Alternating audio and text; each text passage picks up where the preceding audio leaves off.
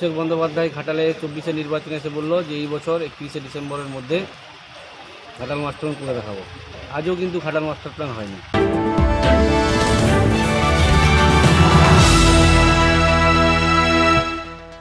চলতি বছরে মাত্র 2 মাসে 4 বার বন্যার মুখোমুখি হয়েছে ঘাটাল।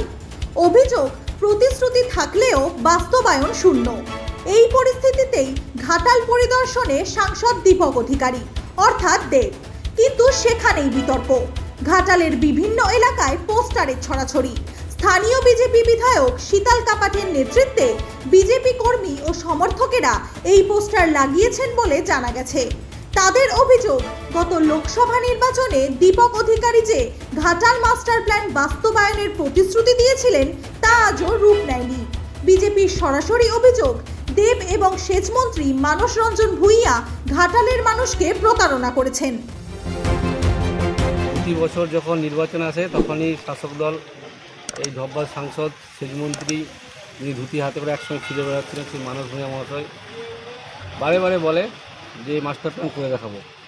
অভিষেক বন্দ্যোপাধ্যায় ঘাটালে 24-এ নির্বাচনে এসে বলল যে এই বছর 31শে ডিসেম্বরের মধ্যে ঘাটাল মাস্টার প্ল্যান করে দেখাবো।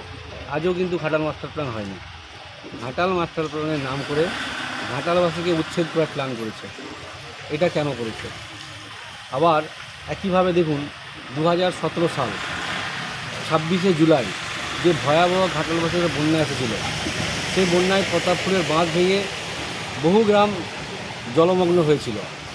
একদিন পর 27শে জুলাইয়ে হেলিকপ্টার করে বেশ কিছু মানুষকে উদ্ধার করা হয়েছে, নাহলে বহু মানুষের জীবন হয়তো যেত। ঠিক একই রকম পরিকল্পনা করেছে 81 মৌজা, যে 81 মৌজায় এমনভাবে সুইচ গেট বানানো হচ্ছে যেখানে যদি একটু বড় বন্যা আসে যে কোনো মুহূর্তে ভেঙে যেতে পারে। মানে একই রকম ভয়াবহ একটা পরিস্থিতি তৈরি করার চেষ্টা করছে। তার কারণ হচ্ছে এটাই যে 17 সালের বন্যায় প্রচুর টাকা ত্রাণ থেকে শুরু করে লুটপাট করেছে তৃণমূল কংগ্রেস। এই একইভাবে সেই পথেই এগোচ্ছে, ঘাটালবাসীকে সেই জায়গায় ঠেলে দেওয়ার চেষ্টা করছে সেইভাবে লুটপাট করার জন্য।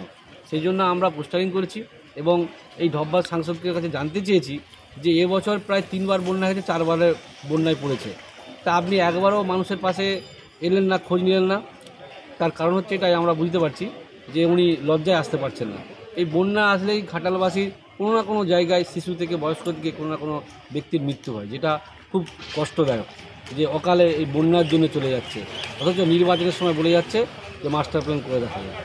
ঠিক আমরা কয়েকদিন আগে দেখলাম যে পৌরসভা যে 1 নম্বর ওয়ার্ড আছে, যে সার্কিট বাঁধ, সেখানে 3,19,62,00,000 টাকা বরাদ্দ হয়েছিল সেই বাঁধের কাজের জন্য। তার 50%ও কাজ হয়নি, যার জন্য মানুষজন এখনও দেখছি এক হাঁটু কাদাতে যাচ্ছে। তো এই ধরনের ঘাটালবাসীর সঙ্গে দ্বিচারিতা কেন ঘাটালবাসীকে এই ধরনের সম্মুখীন হতে হচ্ছে? সেই জন্যই আমরা এই পোস্টারিং করেছি। এটা আমাদের কথা নয়, ঘাটালবাসীর বিভিন্ন প্রান্তে বলছে, মাস্টার প্ল্যান নিয়েও বলছে, সেচমন্ত্রী নিয়েও বলছে, ধব্বার সাংসদের নিয়েও বলছে, আর সার্কিট বাঁধও নিয়ে বলছে। দেখুন 3 বার তো বন্যা হয়ে গেল, একবারও এলোনি। আজকে কী কারণে আসছে জানি না, তবে এটুকু আমরা জানতে চাইব যে 3 বার বন্যা এলো, এর আগেও আপনি বলেছিলেন মাস্টার প্ল্যান হবে, কিন্তু আপনার দলের লোক আপনি মদত দিয়ে ঘাটালবাসীকে উচ্ছেদ করার প্ল্যান করেছেন। এগুলো কেন? এগুলো যেন কষ্ট করে বলে ঘাটালবাসী জানতে চায়, আমরাও জানতে চাই।